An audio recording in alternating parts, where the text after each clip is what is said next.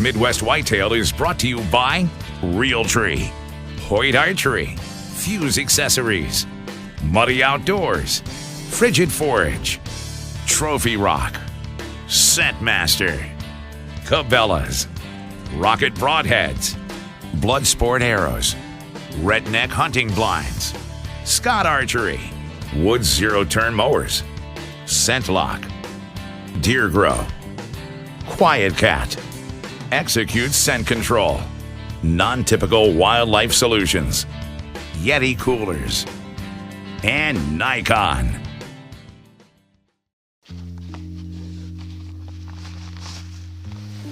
Thanks for joining me today on Midwest Whitetail.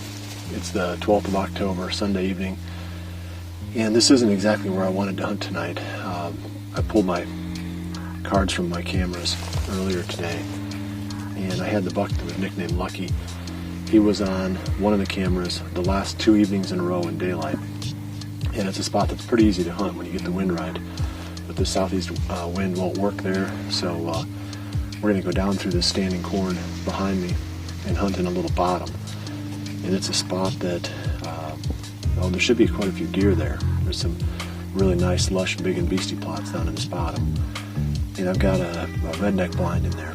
We'll talk a little bit this evening about why I've got the blind down there and how I can hunt that bottom. But that's the plan, and I'd love to shoot a doe if nothing else this evening. So while we make our way down to the blind, we've got a couple other segments we're going to bring you in today's episode. One of our interns, Cassie Scott, shot her first deer with a bow last week. So that's pretty exciting. I'm sure you can all remember when you shot your first deer with a bow. I definitely can remember mine, and it's something that I'll never forget. So we'll join Cassie on her first ever bow kill, and we've got an update from Scott Prucha on today's episode too. So I'm going to gather up my stuff here and head down to the bottom, and we'll catch up with you down there.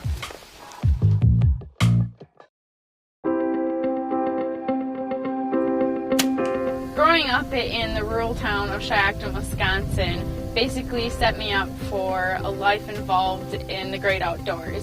I've got 2 brothers and a father who are very passionate about the outdoors. So just being exposed to that and having him there to teach me is what first got me motivated to pursue a career in the outdoors. I shot my first deer on a Saturday night of opening weekend my sophomore year, and then the next morning on Sunday I shot an 11-pointer with an 18-inch inside spread. And that hunt just blew my mind. I was so excited. My father and my 2 brothers were both there. They were so excited for me when I got home. My mom was excited. Butchering that deer was a family affair, and it's one of the things that gets my family together around the dinner table and talking and telling stories. And that's what I love about hunting. Coming to Iowa this year was a blessing. When I got accepted into the internship here at Midwest Whitetail, I was really excited. I bow hunted when I was really young, but I never had the time to do it because I was involved in sports. So after I graduated in May, I came here and bought a Hoyt charger and Bloodsport arrows, the whole works, and I set up my bow with help from the guys. I wanted to be ready for the season, so I practiced every day to really build up my confidence. So my first time to get out in the tree stand using my bow was Friday, October 3rd. It was really windy that day and we didn't see any deer, but we toughed it out till the end of the hunt and packed up our stuff and headed back to Elvia and decided to go out again on Saturday.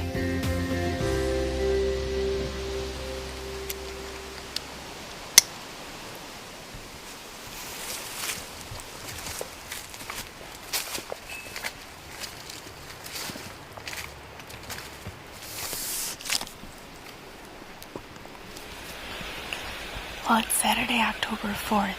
Zach and I are out on another piece of public land. We had a trail camera out here and have daylight pictures of deer moving through the area. On our way in, we actually spooked 5 deer, but they kind of eased off and they didn't blow or anything.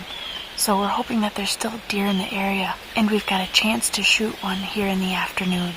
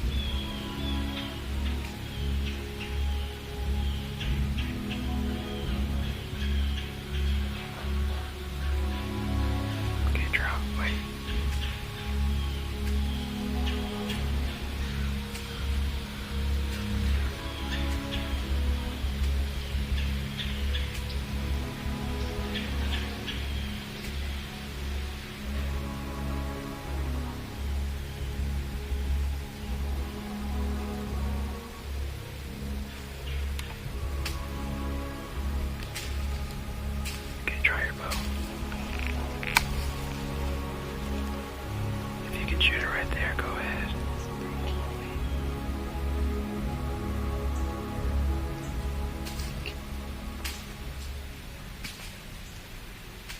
Yep.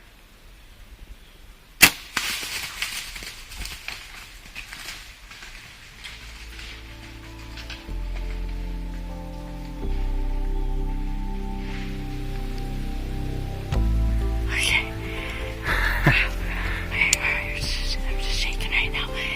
So Doe came in and she stopped for, God, what felt like half hour, but it was probably only like a couple of minutes. I grabbed my bow and I was waiting for her and get a little closer. I'm only sighted into 20 yards since it's my first year bow hunting, and Zach grunted. She was in a lot of brush back there, but I think I snuck a shot through. She took off pretty fast. So we'll see.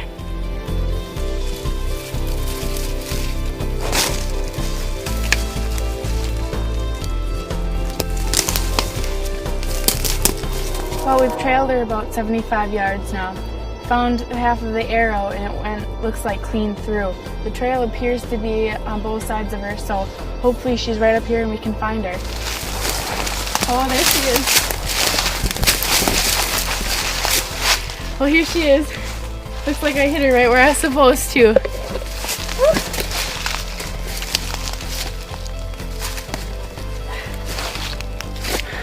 It's my first bow kill. Well, we're down here with my first bow kill. I'm pretty excited. I want to thank the guys for helping me too along the way. I wasn't experienced, and they gave me a lot of tips that helped me. It's going to be a chore getting her out of here, but I'm excited. What can I say? So maybe my adrenaline will help pull her out. Overall, it was a great opportunity to go out and sit that night, and an awesome experience to get my first deer. And I'm thankful for all the mentors that were there and kind of helped me along the way. My Midwest Whitetail coworkers, my father, and my two brothers. I really appreciate them. And now I can't wait to get back out in the woods and harvest my first buck with a bow.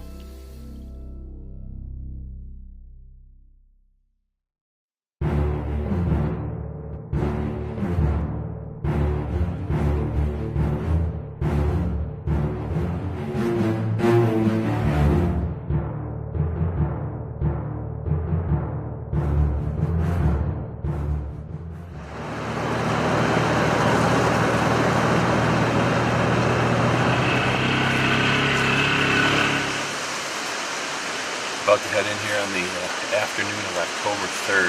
We said we were going to pull those cards when we were out this morning and formulate a plan. Well, the plan was to hunt somewhere on this 200-acre farm that didn't have cows in the last week.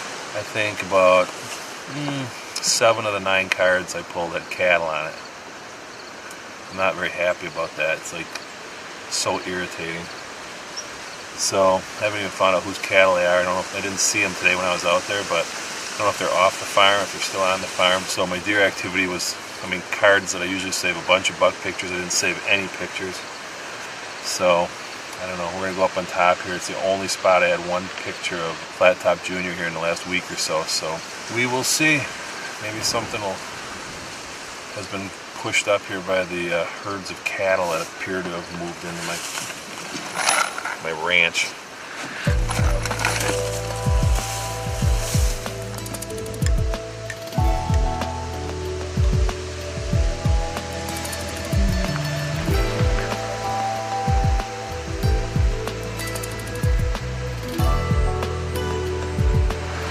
Today has not been going perfect.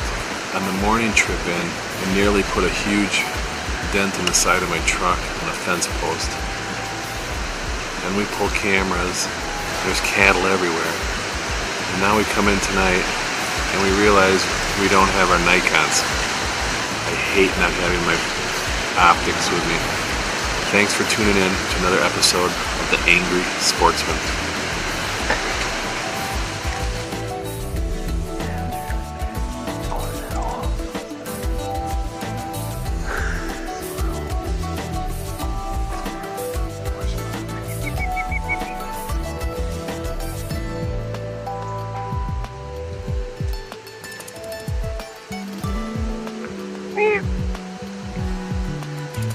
Well, Well, somebody's having better hunting success than we are right now. That was pretty awesome. That made the night right there. Let's bust it up.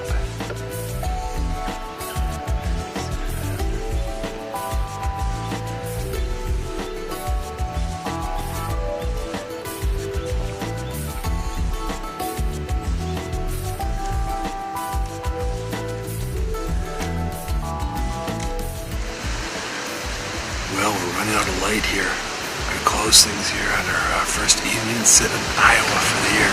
The winds were really howling, over 20 miles an hour at times, so I don't know, the 3 deer we did see all seemed a little skittish. So I think that wind's got them on edge. It seemed like they wanted to come into the turnips here and feed, but just were nervous. So I'm just about gonna wrap it up here tonight, but we're gonna stay after them this weekend.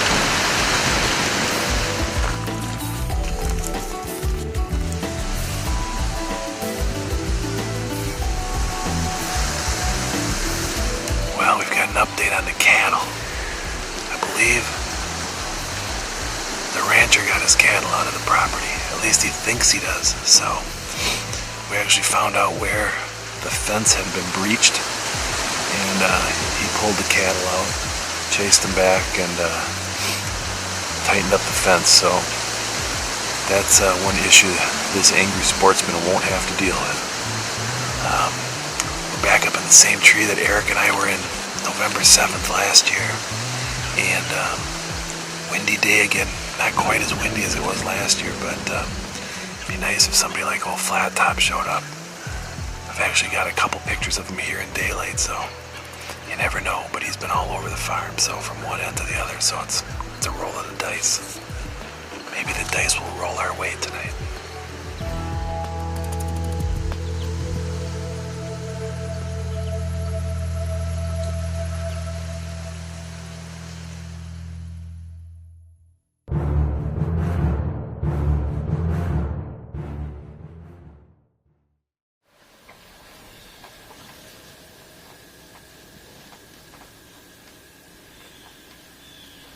Luke and I got settled in down here in the redneck blind.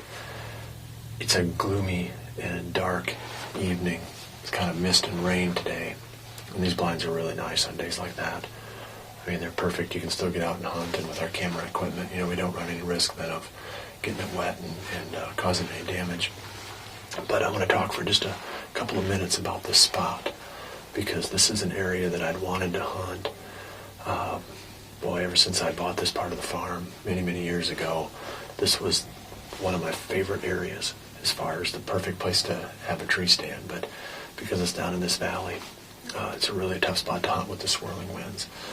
So let's take a look at some of the things I talked about back in the middle of the summer when we put this blind in.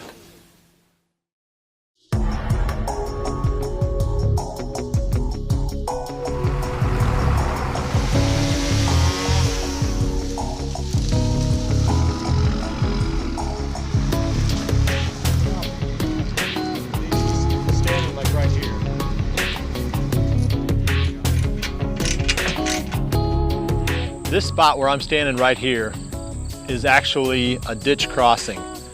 We built this, it's been 6 years ago that we put this tube in. And there's a ditch that runs behind me, and it's actually a runoff for the fields up above. So part of the year there's some water running through here, but we built this crossing in here so we could get back and forth between these small fields to put food plots in here to maintain these areas.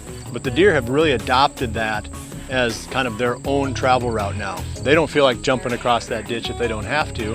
They're going to take advantage of this tube that we put in here. So that has created a great opportunity here. We didn't necessarily intend for that to happen, but now we've got a spot where the deer are really funneled and coming through here. We got a food plot in front of me and another one behind me, and this should serve to give the deer a reason to be down in here.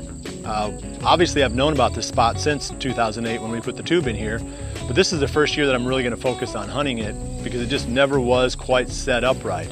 Obviously the challenge here is the swirling winds. Anytime you're down in a bottom and the wind blows across it or even down through the bottom, a lot of times you get swirling in there. And that's what we've got going on here. Basically the air or the wind blows over the top of this valley and swirls down through here.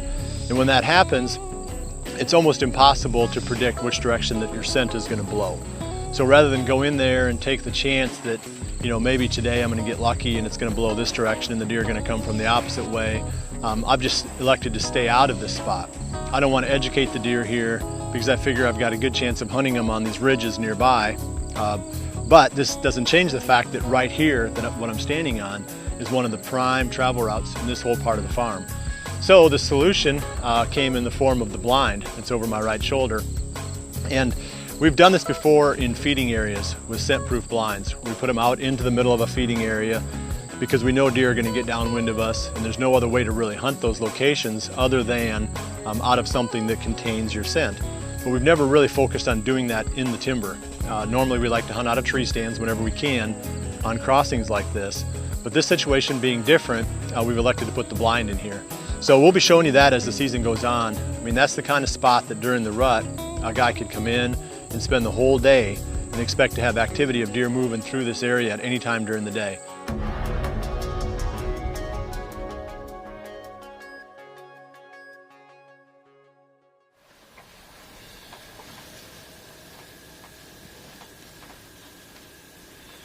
That's about it for tonight. It's a real dark night, so we're going to run out of camera light before we run out of legal shooting time tonight, I'm sure.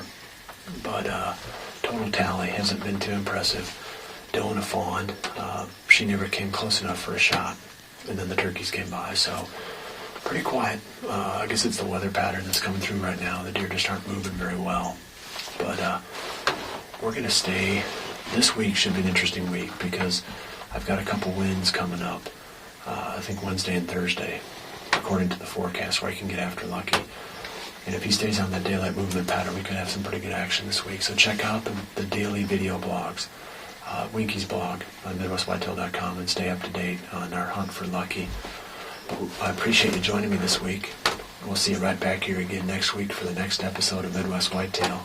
And remember to always dream big.